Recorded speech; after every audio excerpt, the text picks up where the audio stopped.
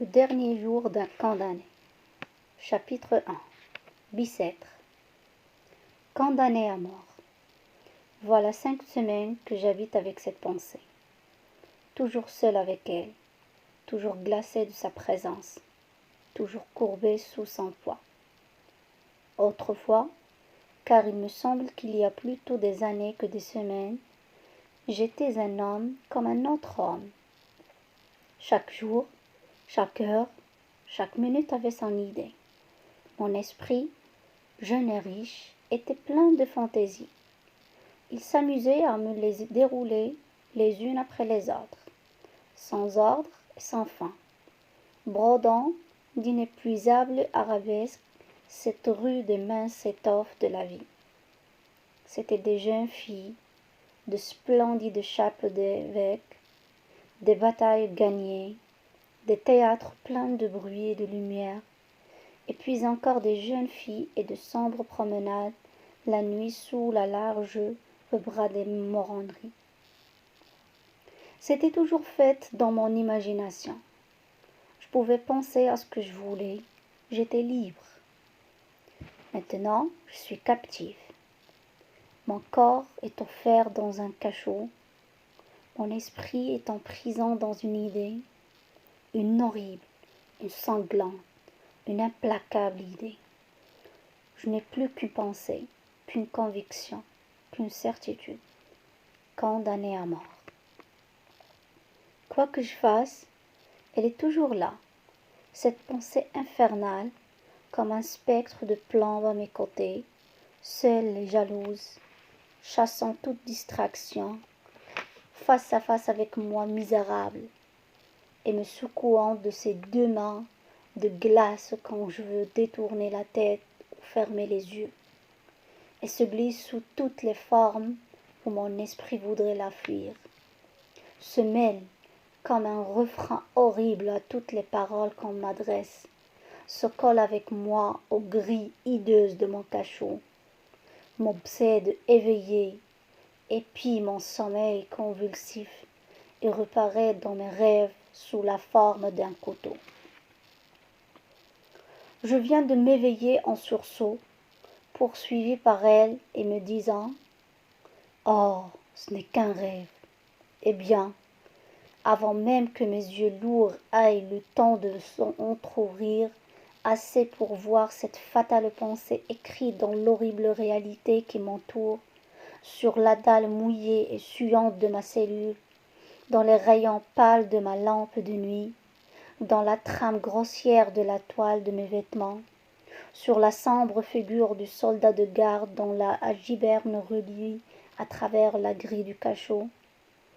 Il me semble que déjà une voix a murmuré à mon oreille, condamné à mort. Chapitre 2. C'était par une belle matinée d'août. Il y avait 3 jours que mon procès était entamé. 3 jours que mon nom et mon crime relayaient chaque matin une nuée de spectateurs qui venaient s'abattre sur les bancs de la salle d'audience comme des corbeaux autour d'un cadavre. 3 jours que toute cette fantasmagorie des juges, des témoins, des avocats, des procureurs du roi passait et repassait devant moi, tantôt grotesque, tantôt sanglante, toujours sombre et fatale. Les 2 premières nuits d'inquiétude et de terreur, je n'en avais pu dormir. La 3e, j'en avais dormi d'ennui et de fatigue. À minuit, j'avais laissé les jurés délibérants. On m'avait ramené sur la paille de mon cachot, et j'étais tombé sur le champ dans un sommeil profond, dans un sommeil d'oubli. C'étaient les premières heures de repos depuis bien des jours.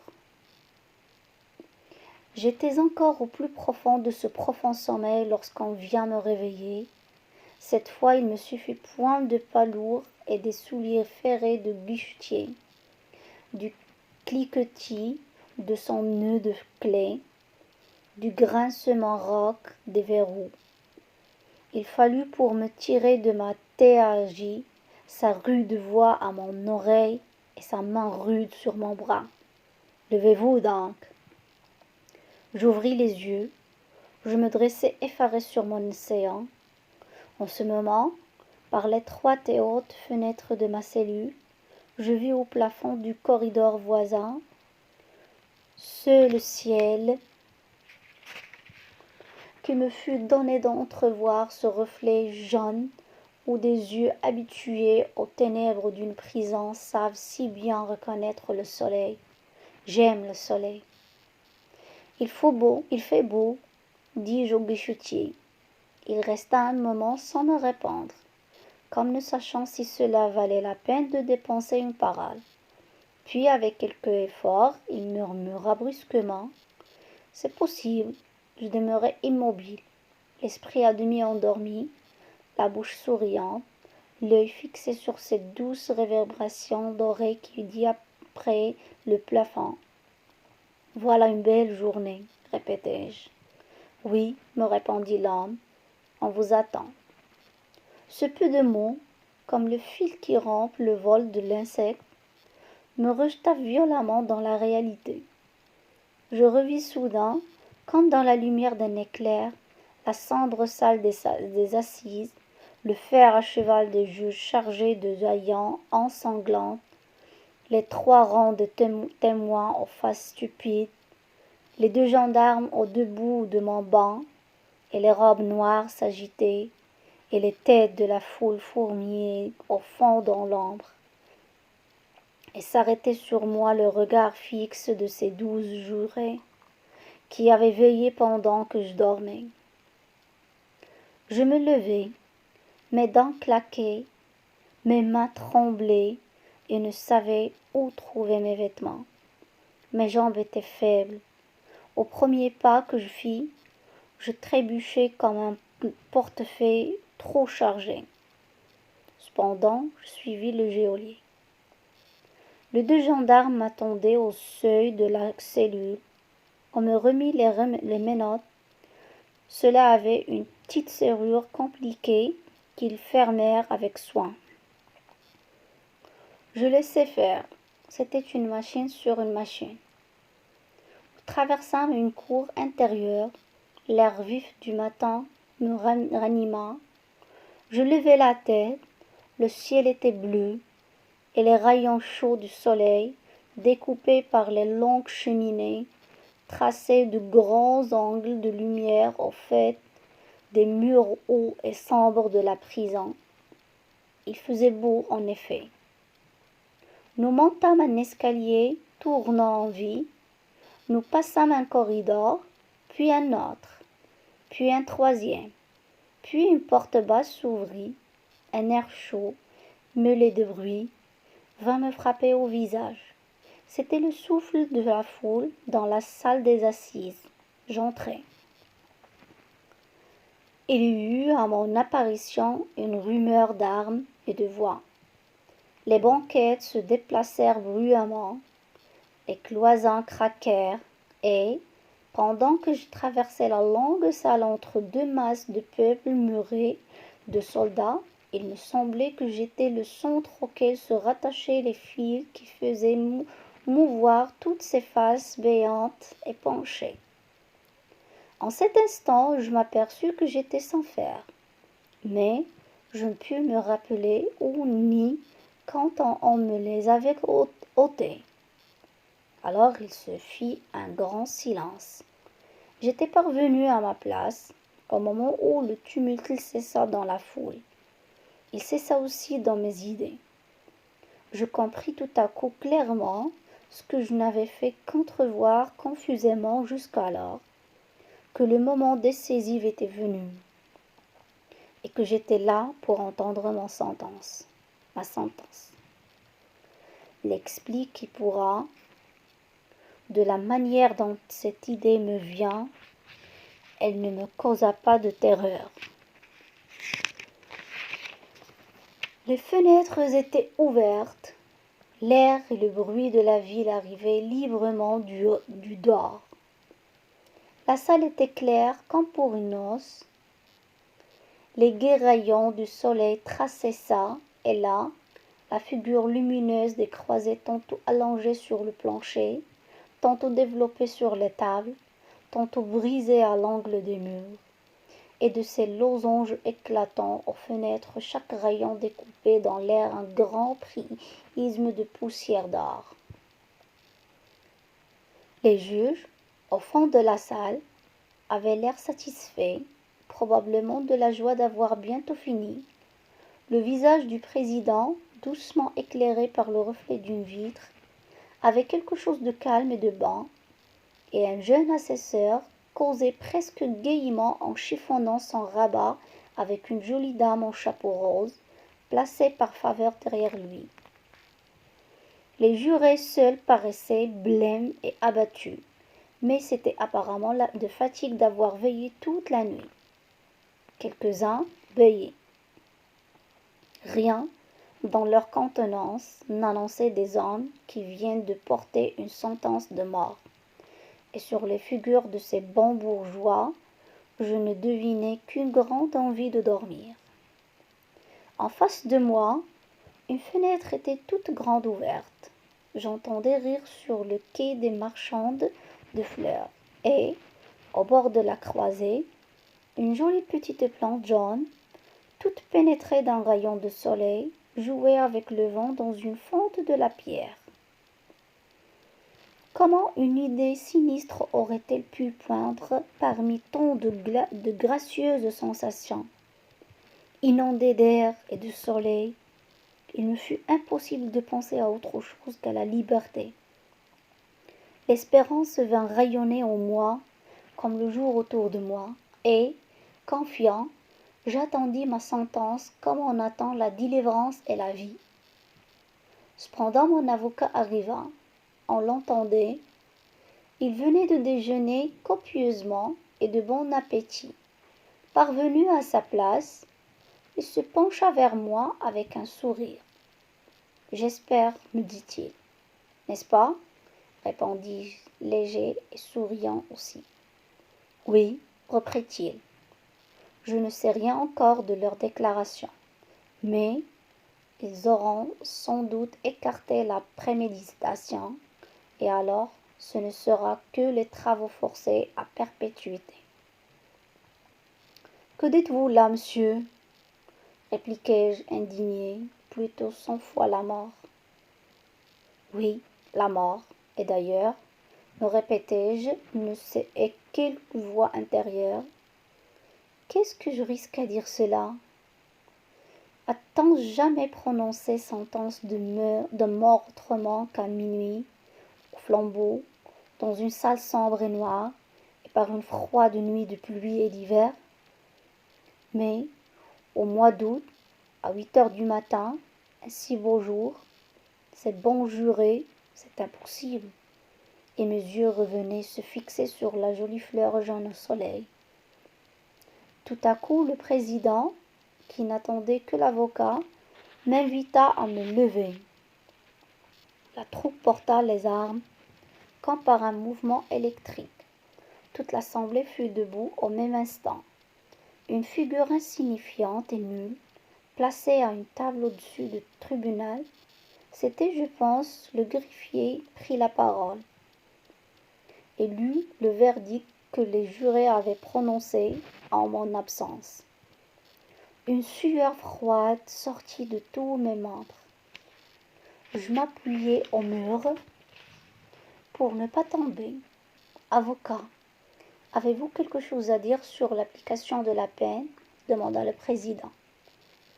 J'aurais eu, moi, tout à dire, mais rien ne me vint. Ma langue resta collée à mon palais. Le défenseur se leva. Je compris qu'il cherchait à atténuer la déclaration du jury et à mettre dessous, au lieu de la peine qu'elle provoquait, l'autre peine, celle que j'avais été si blessé de lui voir espérer. Il fallut que l'indignation fût bien forte pour se faire jour à travers les 1000 émotions qui se disputaient ma pensée. Je voulais répéter à haute voix ce que je lui avais déjà dit, plutôt 100 fois la mort. Mais l'haleine me manqua. et je ne pus que l'arrêter rudement par le bras, en criant avec une force convulsive « Non !» Le procureur général combattit l'avocat, et je l'écoutai avec une satisfaction stupide. Puis les juges sortirent, puis ils rentrèrent, et le président me lut en arrêt. Condamné à mort, dit la foule, et, tandis qu'on m'emmenait, tout ce peuple se rua sur mes pas avec le fracas d'un édifice qui se démentit. Moi, je marchais, ivre et stupéfait. Une révolution venait de se faire en moi. Jusqu'à l'arrêt de mort, je m'étais senti respirer, palpiter, vivre dans le même milieu que les autres hommes. Maintenant, je distinguais clairement comme une clôture entre le monde et moi. Rien ne m'apparaissait plus sous le même aspect qu'auparavant. Ces larges fenêtres lumineuses, ce beau soleil, ce ciel pur, cette jolie fleur, tout cela était blanc et pâle, de la couleur d'un linceul. Ces hommes, ces femmes, ces enfants qui se pressaient sur mon passage, je leur trouvais des airs de fantômes. Au bas de l'escalier, une noire et sale voiture grillée m'attendait.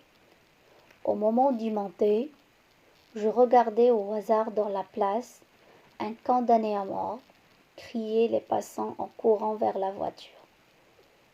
À travers le nuage qui me semblait s'être interposé entre les choses et moi, je distinguai deux jeunes filles qui me suivaient avec des yeux avides.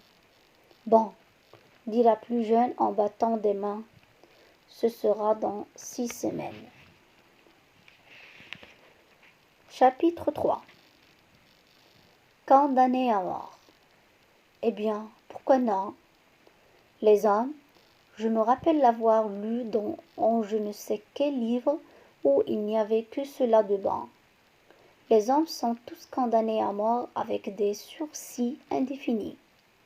Qu'y a-t-il donc de si changé à ma situation?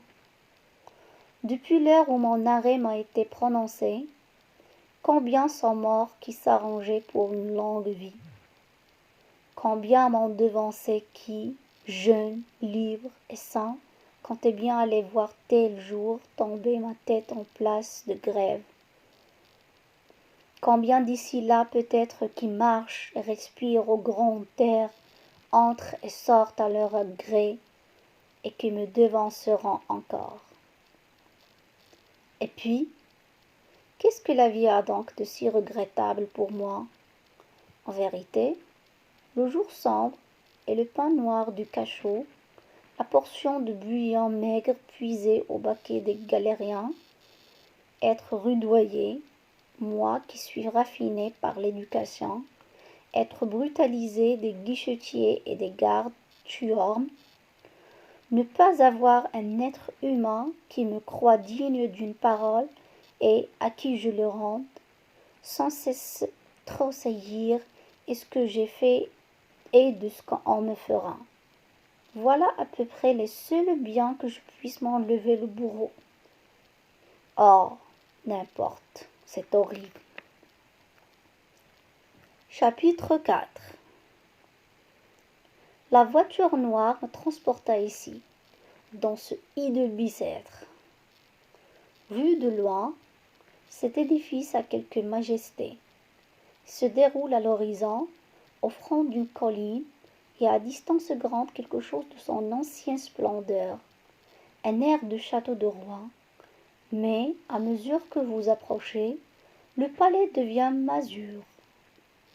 Les pignons dégradés blessent l'œil. Je ne sais quoi de honteux et d'appauvri salit ces royales façades. On dirait que les murs ont une lèpre.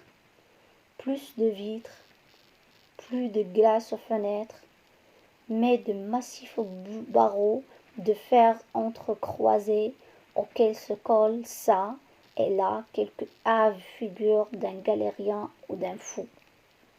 C'est la vie de vue de près. Chapitre 5.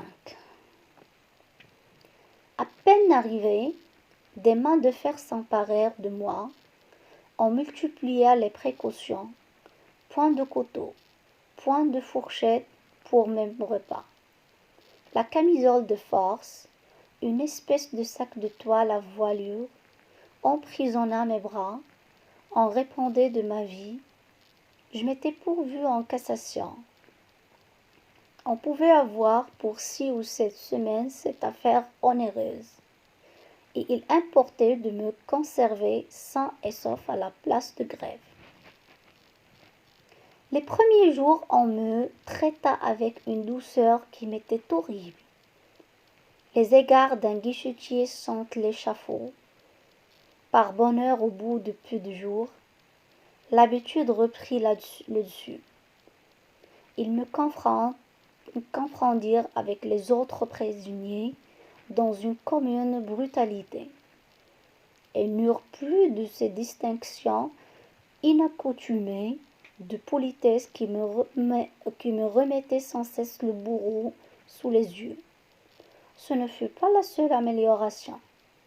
Ma jeunesse, ma docilité, les soins de l'aumônier, de la prison, et surtout quelques mots en latin que je dressais au concierge, qui ne les comprit pas, m'ouvrirent la promenade une fois par semaine avec les autres détenus, et firent disparaître la camisole où j'étais paralysée.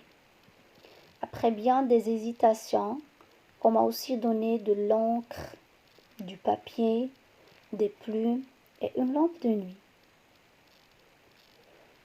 Tous les dimanches, après la messe, on me lâche dans le préau. À l'heure de la récréation, là, je cause avec les détenus. Il le faut bien, ils sont bons gens, les misérables. Ils me comptent leur tour, ce serait à faire horreur, mais je sais qu'ils se vantent. Ils m'apprennent à parler argot, arrouskei bignor, comme ils disent. C'est toute une langue hantée sur la langue générale, comme une espèce d'excroissance hideuse, comme une verrue. Quelquefois, une énergie singulière, un pittoresque effrayant. Il y a du résiné sur le trimar, du sang sur le chemin. Épouser la veuve, être pendu, comme si la corde du gibet était veuve de tous les pendus. La tête d'un voleur a 2 noms. La Sorbonne, quand elle médite, raisonne et conseille le crime. La tranche, quand le bourreau la coupe. Quelquefois de l'esprit de vaudeville, un cauchemar d'osier, une hôte de chiffonnier, la menteuse, la langue, et puis partout, à chaque instant, des mots bizarres, mystérieux, laids et sordides. Venus on ne sait d'où, la tôle, le bourreau, la conne, la mort, la placarde, la place des exécutions, on dirait des crapauds et des araignées. Quand on entend parler cette langue, cela fait l'effet de quelque chose de sale et de poudreux, d'une liasse de saillants que l'on secouerait devant nous. Du moins, ces hommes-là me plaignent. Ils sont les seuls.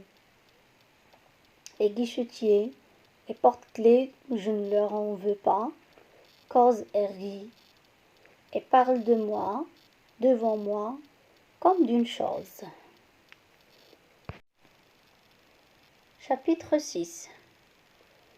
Je me suis dit, puisque j'ai le moyen d'écrire, pourquoi ne le ferais-je pas? Mais quoi écrire?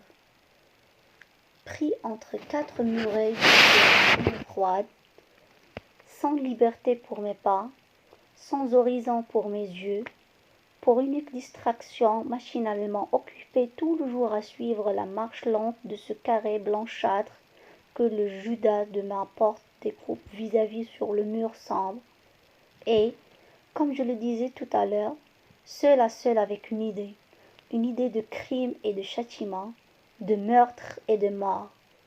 Est-ce que je puis avoir quelque chose à dire, moi qui n'ai plus rien à faire dans ce monde? Et que trouverais-je dans ce cerveau flétri et vide qui vaille la peine d'être écrit? Pourquoi non? Si tout autour de moi est monotone et décoloré, n'y a-t-il pas en moi une tempête, une lutte, une tragédie? Cette idée fixe qui me possède ne présente-t-elle pas à moi à chaque heure, à chaque instant, sous une nouvelle forme, toujours plus hideuse et plus ensanglantée à mesure que le terme approche? Pourquoi n'essayerais-je pas de me dire à moi-même tout ce que j'éprouve de violent et d'inconnu dans la situation abandonnée à me voilà? Certes, la matière est si abrégée que soit ma vie, il y aura bien encore dans les angoisses, dans les terreurs, dans les tortures qui la rempliront, de cette heure à la dernière, de quoi user cette plume et tarir cet encrier. D'ailleurs, ces angoisses, le seul moyen d'en moins souffrir, c'est de les observer, et les peindre m'en distrairait. Et puis, ce que j'écrirai ainsi ne sera peut-être pas inutile. Ce journal de mes souffrances, heure par heure, minute par minute, supplice par supplice, si j'ai la force de le mener jusqu'au moment où il me sera physiquement impossible de continuer, cette histoire, nécessairement inachevée, mais aussi complète que possible, de mes sensations, ne portera-t-elle point avec elle un grand et profond enseignement? N'y aura-t-il pas dans ce procès-verbal de la pensée agonisante, dans cette progression toujours croissante de douleur, dans cette espèce d'autopsie intellectuelle d'un condamné, plus d'une leçon pour ceux qui condamnent? Peut-être cette lecture leur rendra-t-elle la main moins légère, quand il s'agira quelque autre fois de jeter une tête qui pense, une tête d'homme dans ce qu'ils appellent la balance de la justice. Peut-être n'ont-ils jamais réfléchi, les malheureux, à cette lente succession de tortures que renferme la formule expéditive d'un arrêt de mort?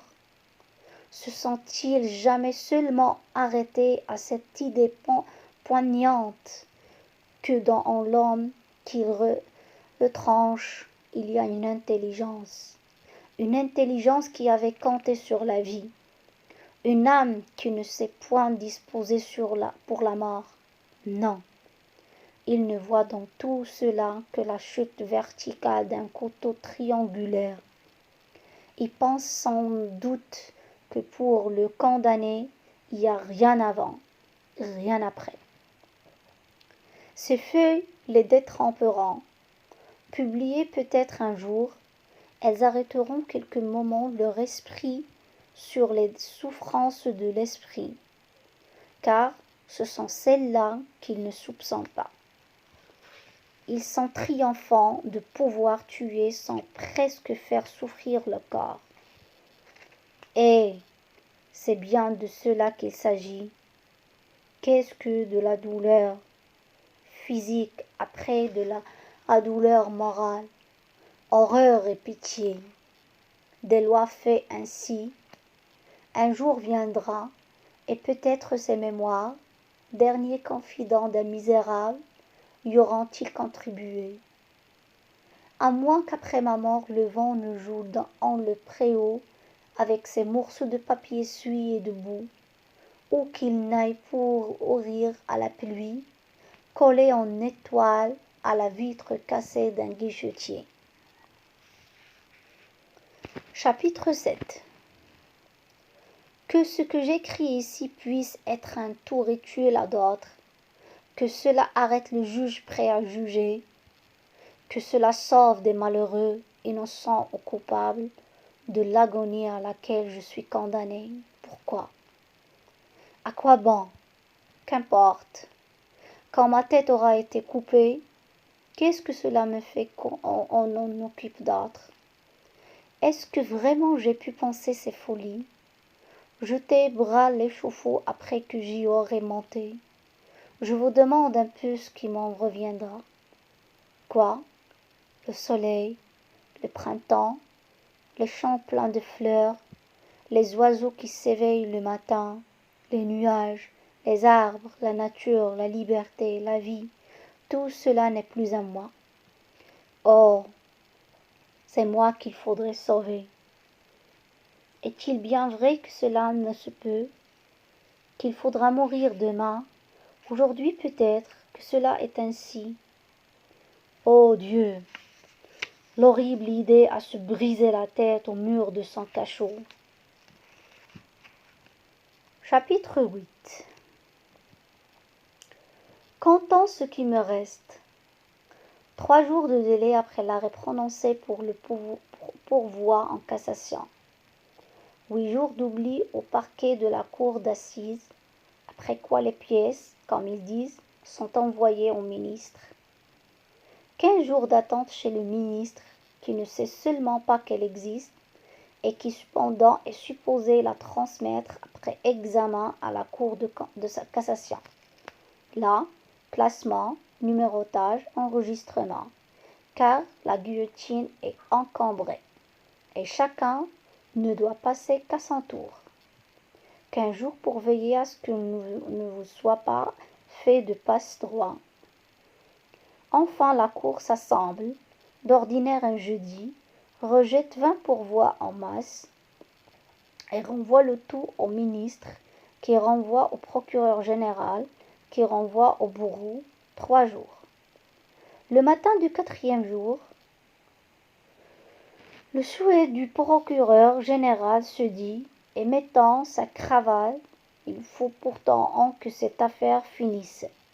Alors, si le institut de greffier n'a pas quelque déjeuner d'amis et qu'il en empêche, l'ordre d'exécution est minuté, rédigé, mis au net, expédié, et le lendemain, dès l'aube, on entend dans la place de Grève clouer une charpente, et dans les carrefours hurler à pleine voix des crieurs enroués. En tout 6 semaines, la petite fille avait raison. Or, voilà 5 semaines au moins, si peut-être je n'ose compter que je suis en ce cabanon de Bicêtre. Il me semble qu'il y a 3 jours, c'était jeudi. Chapitre 9. Je viens de faire mon testament. À quoi bon? Je suis condamné aux frais, et tout ce que j'ai suffira à peine. La guillotine, c'est fort cher. Je laisse une mère, je laisse une femme, je laisse un enfant. Une petite fille de 3 ans, douce, rose, frêle, avec de gros yeux noirs et de longs cheveux châtains. Elle avait 2 ans et 1 mois quand je l'ai vue pour la dernière fois. Ainsi, après ma mort, 3 femmes, sans fils, sans mari, sans père, 3 orphelines de différentes espèces, 3 veuves du fait de la loi. J'admets que je sois justement punie, ces innocentes, quand elles fait. N'importe, on les déshonore, on les ruine, c'est la justice. Ce n'est pas que ma pauvre vieille mère m'inquiète, elle a 64 ans, elle mourra du coup, ou si elle va quelques jours encore, pourvu que jusqu'au dernier moment, elle aille un peu de cendre chaude dans la chauffette. Elle ne dira rien. Ma femme ne m'inquiète pas plus. Elle est déjà d'une mauvaise santé et d'un esprit faible. Elle mourra aussi. À moins qu'elle ne devienne folle, on dit que cela fait vivre, mais du moins l'intelligence ne souffre pas. Elle dort, elle est comme morte. Mais ma fille, mon enfant, ma pauvre petite Marie, qui rit, qui joue, qui chante à cette heure et ne pense à rien, c'est celle-là qui me fait mal. Chapitre 10. Voici ce que c'est que mon cachot. 8 pieds carrés, 4 murets de pierre de taille qui s'appuient à angle droit sur un pavé de dalle exhaussé d'un degré au-dessus du corridor extérieur. À droite de la porte, en entrant, une espèce d'enfoncement qui fait la dérision d'une alcôve. On y jette une botte de paille où le prisonnier est censé reposer et dormir, vêtu d'un pantalon de toile et d'une veste de coquille, hiver comme été. Au-dessus de ma tête, en guise de ciel, une noire voûte en ogive, c'est ainsi que cela s'appelle, à laquelle d'épaisses toiles d'araignée ondent comme des haillons. Du reste, pas de fenêtre, pas même de soupirail, une porte où le fer cache le bois. Je me trempe. Au centre de la porte, vers le haut, une ouverture de 9 pouces carrés, couple d'une grille en choix, et que le guichetier peut fermer la nuit. Au dehors, un assez long corridor éclairé, aéré, au moyen de soupiraux étroits au haut du mur et divisé en compartiments de maçonnerie qui communiquent entre eux par une série de portes cintrées. De ces compartiments servent en quelques portes d'antichambre à un cachot pareil au mien. C'est dans ces cachots que l'on met les forçats condamnés par le directeur de la prison à des peines de discipline. Les 3 premiers cabanons sont réservés aux condamnés à mort, parce qu'étant plus voisins de la geôle, ils sont plus commodes pour le geôlier. Ces cachots sont tout ce qui y reste de l'ancien château de Bicêtre, tel qu'il fut bâti dans le XVe siècle par le cardinal de Winchester, le même qui fit brûler Jeanne d'Arc.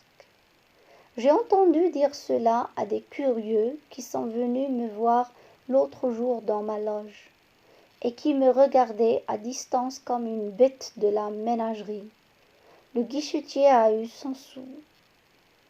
J'oubliais de dire qu'il y a nuit et jour un factionnaire de garde à la porte de mon cachot, et que mes yeux ne peuvent se lever vers la lacune carrée sans rencontrer ces 2 yeux fixes toujours ouverts.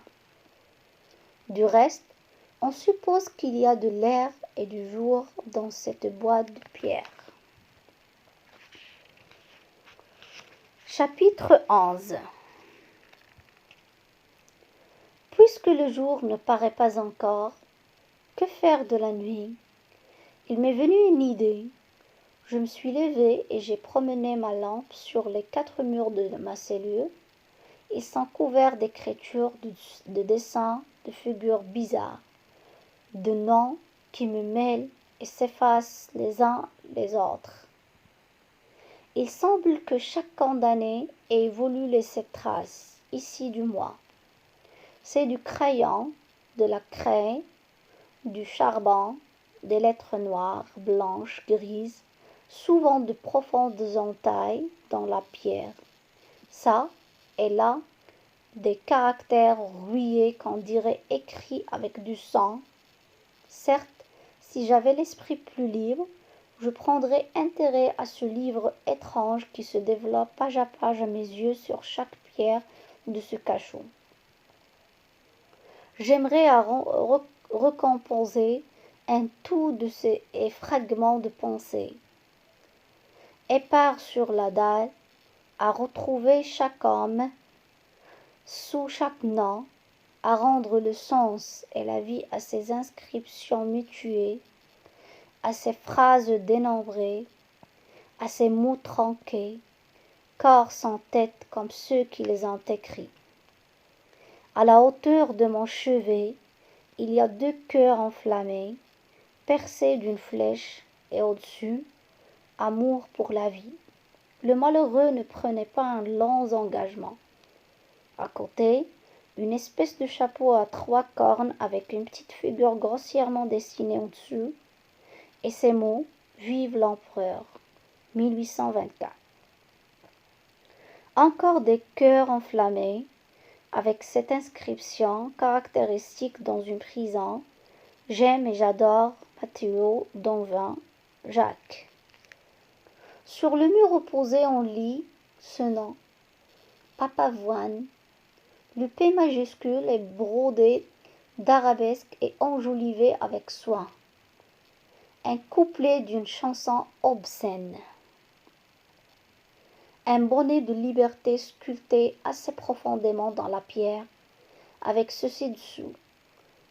Bory, la République. C'était un des 4 sous-officiers de La Rochelle. Pauvres jeunes hommes, que leurs prétendues nécessités politiques sont hideuses. Pour une idée, pour une rêverie, pour une abstraction, cette horrible réalité qu'on appelle la guillotine. Et moi qui me plaignais, moi, misérable, qui ai commis un véritable crime, qui ai versé du sang. Je n'irai pas plus loin dans ma recherche. Je viens de voir, crayonnée en blanc au coin du mur, une image épouvantable. La figure de cet échafaud qui, à l'heure qu'il est, se dresse peut-être pour moi. La lampe a failli me tomber des mains. Chapitre 12. Je suis revenu m'asseoir précipitamment sur ma paille, la tête dans les genoux, puis mon effroi d'enfant s'est dissipé, et une étrange curiosité m'a repris de continuer la lecture de mon mur. À côté du nom de Papavoine, j'ai arraché une énorme toile d'araignée, tout épaissie par la poussière étendue à l'angle de la muraille. Sous cette toile, il y avait 4 ou 5 noms parfaitement lisibles, parmi d'autres dont il ne reste rien qu'une tache sur le mur. Dautin, 1815. Poulain, 1818. John Martin, 1821. Castaing, 1823.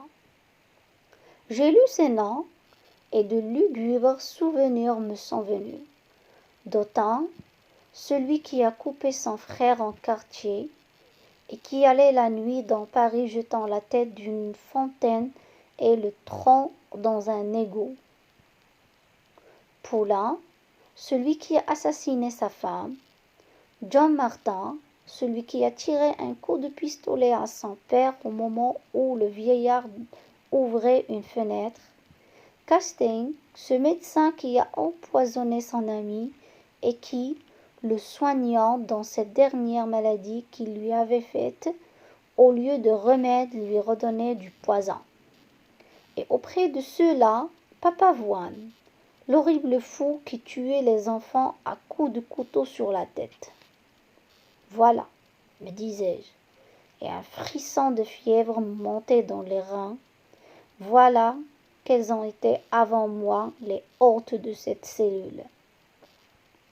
C'est ici, sur la même dalle où je suis, qu'ils ont pensé leur dernière pensée. Ces hommes de meurtre et de sang, cette hauteur de ce mur dans ce carré étroit, que leurs derniers pas ont tourné comme ceux d'une bête fauve. Ils se sont succédés à de courts intervalles. Il paraît que ce cachot ne désemplit pas. Ils ont laissé la place chaude, et c'est à moi qu'ils l'ont laissée. J'irai à mon tour les rejoindre au cimetière de Clamart, où l'herbe pousse si bien. Je ne suis ni visionnaire, ni superstitieux. Il est probable que ces idées me donnaient un accès de fièvre, mais Pendant que je rêvais ainsi, il m'a semblé tout à coup que ces noms fatals étaient écrits avec du feu sur le mur noir. Un tintement de plus en plus précipité a éclaté dans mes oreilles. Une lueur rousse a rempli mes yeux, et puis il m'a paru que le cachot était plein d'hommes étranges qui portaient leur tête dans leur main gauche, et la portaient par la bouche, parce qu'il n'y avait pas de chevelure. Tous me montraient le poing, excepté le parricide. J'ai fermé les yeux avec horreur, alors j'ai tout vu plus distinctement. Rêve, vision ou réalité, je serais devenu fou si une impression brusque ne m'eût réveillé à temps. J'étais près de tomber à la renverse lorsque j'ai senti se traîner sur mon pied nu un ventre froid et des pattes velues. C'était l'araignée que j'avais dérangée et qui s'enfuyait. Cela m'a dépossédé. Oh, les épouvantables spectres! Non, c'était une fumée, une imagination de mon cerveau vide et convulsif. Chimère à la Macbeth, les morts sont morts, ceux-là surtout. Ils sont bien cadenassés dans la sépulcre. Ce n'est pas là une prison dont on s'évade. Comment se fait-il donc que j'ai eu pour ainsi? La porte du tombeau ne s'ouvre pas en dedans. Chapitre 13. J'ai vu, ces jours passés, une chose hideuse. Il était à peine jour, et la prison était pleine de bruit. On entendait ouvrir et fermer les lourdes portes, grincer les verrous et les cadenas de fer, carillonner les trousseaux de clés entrechoqués à la ceinture des geôliers, trembler les escaliers du haut en bas sous des pas précipités, et des voix s'appeler et se répandre des deux bouts de longs corridors. Mes voisins de cachot, les forçats en punition, étaient plus gais qu'à l'ordinaire. Tout Bicêtre semblait rire, chanter, courir, danser. Moi, seul muet dans ce vacarme, seul immobile dans ce tumulte, étonné, attentif, j'écoutais. Un geôlier passa, je me hasardai à l'appeler et à lui demander si c'était fait dans la prison. Faites si l'on veut, me répondit-il. C'est aujourd'hui qu'enferment les forçats qui doivent partir demain pour Toulon. Voulez-vous voir? Cela vous amusera. C'était en effet, pour un reclus solitaire, une bonne fortune qu'un spectacle, si odieux qu'il fût, j'acceptai l'amusement. Le guichetier prit les précautions pour s'assurer de moi, puis me conduisit dans une petite cellule vide et absolument démeublée, qui avait une fenêtre grillée, mais une véritable fenêtre à hauteur d'appui, et à travers laquelle on apercevait réellement le ciel. Tenez, me dit-il, d'ici vous verrez et vous entendrez. Vous serez seul dans votre loge comme le roi. Puis il sortit et referma sur moi serrure, cadenas et verrou. La fenêtre donnait sur une cour carrée assez vaste, et autour de laquelle s'élevait des quatre côtés, comme une muraille, un grand bâtiment de pierre de taille à 6 étages. Rien de plus dégradé, de plus nu, de plus misérable à l'œil que cette quadruple façade percée d'une multitude de fenêtres grillées auxquelles se tenaient collés, du bas en haut, une foule de visages maigres et blêmes, pressés les uns au-dessus des autres, comme les pierres d'un mur, et tous pour ainsi dire encadrés dans les entrecroisements des barreaux de fer. C'étaient les prisonniers, spectateurs de la cérémonie en attendant leur jour d'être acteurs. On eût dit des âmes en peine aux soupiraux du purgatoire qui donne sur l'enfer. Tous regardaient en silence, la cour vide encore. Ils attendaient.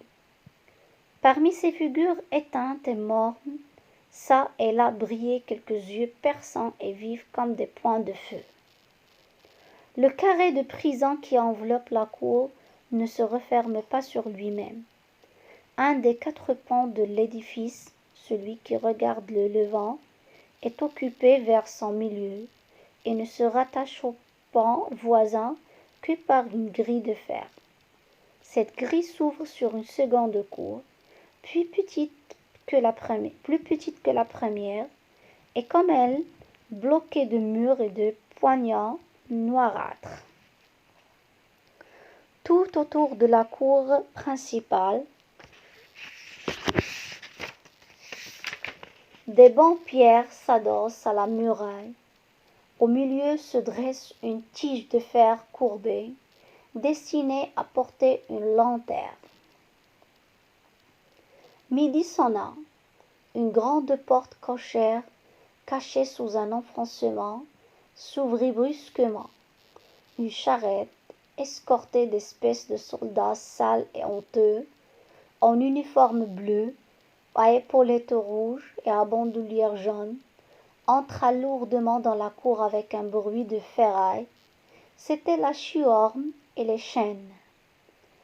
Au même instant, comme si ce bruit réveillait tout le bruit de la prison, les spectateurs des fenêtres, jusqu'alors silencieux et immobiles, éclatèrent en cris de joie, en chansons, en menaces, en imprécations mêlées d'éclats de rire poignants à entendre. On eût cru voir des masques de démons. Sur chaque visage parut une grimace, tous les poings sortirent des barreaux, toutes les voix hurlèrent, tous les yeux flamboyèrent, et je fus épouvanté de voir tant d'étincelles reparaître dans cette cendre. Cependant les argousins, parmi lesquels on distinguait à leurs vêtements propres et à leur effroi quelques curieux venus de Paris, les argousins se mirent tranquillement à leur besogne. L'un d'eux monta sur la charrette et jeta à ses camarades les chaînes, les colliers de voyage et les liesses de pantalons de toile. Alors ils se dépressèrent le travail. Les uns allèrent étendre dans un coin de la cour les longues chaînes qu'ils nommaient dans leur argot les ficelles. Les autres déployèrent sur le pavé des taffetas, les chemises et les pantalons, tandis que les plus sagaces examinaient un à un, sous l'œil de leur capitaine, petit vieillard trapu, les carcans de fer qu'il éprouvait ensuite en les faisant étinceler sur le pavé. Le tout aux acclamations railleuses des prisonniers, dont la voix n'était dominée que par les rires bruyants des forçats pour qui cela se préparait, et qu'on voyait relégués aux croisées de la vieille prison qui donne sur la petite cour. Quand ces apprêts furent terminés, un monsieur brodé en argent, qu'on appelait monsieur l'inspecteur, donna un ordre au directeur de la prison, et un moment après, voilà que 2 ou 3 portes basses vomirent, et presque en même temps, et comme par bouffées, dans la cour, des nuées d'hommes hideux, hurlant et déguenillés. C'étaient les forçats. À leur entrée, redoublement de joie aux fenêtres. Quelques-uns d'entre eux, les grands noms du bagne, furent salués d'acclamations et d'applaudissements qu'ils recevaient avec une sorte de modestie fière. La plupart avaient des espèces de chapeaux tressés de leurs propres mains avec la paille du cachot, et toujours d'une forme étrange, afin que dans les villes où l'on passerait le chapeau fût remarqué la tête. Ceux-là étaient plus applaudis encore. Un surtout excita des transports d'enthousiasme. Un jeune homme de 17 ans qui avait un visage de jeune fille. Il sortait du cachot où il était au secret depuis 8 jours. De sa botte de paille s'était fait un vêtement qui l'enveloppait de la tête aux pieds, et il entra dans la cour en faisant la roue sur lui-même avec l'agilité d'un serpent. C'était un baladin condamné pour moi.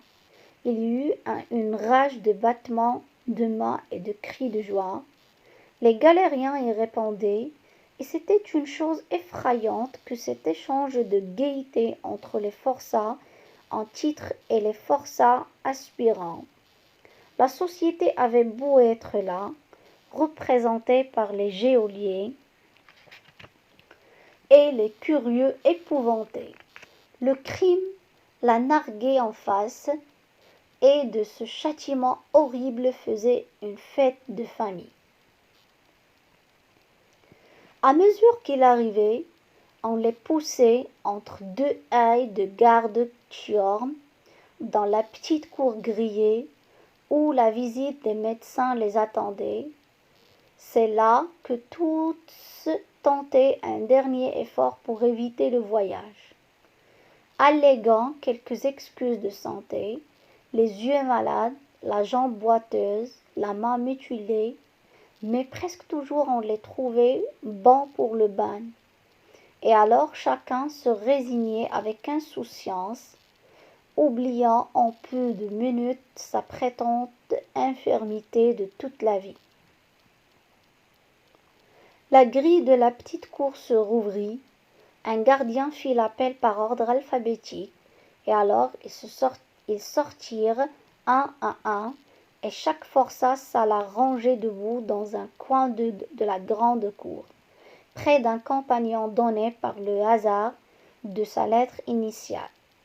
Ainsi chacun se voit réduit à lui-même, chacun porte sa chaîne pour soi, côte à côte avec un inconnu.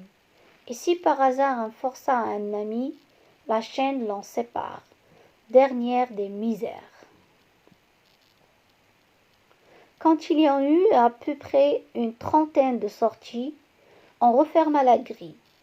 Un argousin les aligna avec son bâton, jeta devant chacun d'eux une chemise, une veste et un pantalon de grosse toile, puis fit un signe, et tous commencèrent à se déshabiller. Un incident inattendu vint, comme à point nommé, changer cette humiliation en torture.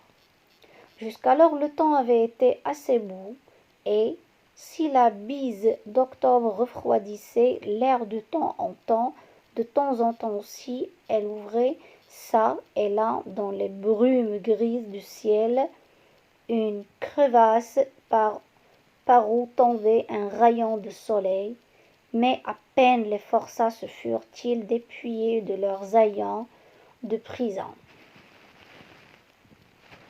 Au moment où ils s'offraient nus et debout à la visite soupçonne des gardiens, et au regard curieux des étrangers qui tournaient autour d'eux pour examiner leurs épaules, le ciel devint noir. Une froide averse d'automne éclata brusquement et se déchargea à torrents dans la cour carrée, sur les têtes découvertes, sur les membres nus des galériens, sur leurs misérables saillants étalés sur le pavé. En un clin d'œil, le préau se vida de tout ce qui n'était pas argousin ou galérien. Les curieux de Paris allèrent s'abriter sous les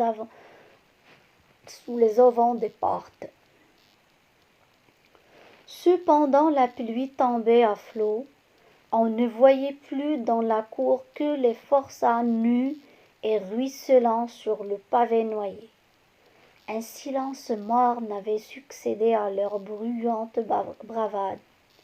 Ils grelottaient, leurs dents claquaient, leurs jambes maigries, leurs genoux noueux s'entrechoquaient, et c'était pitié de les voir.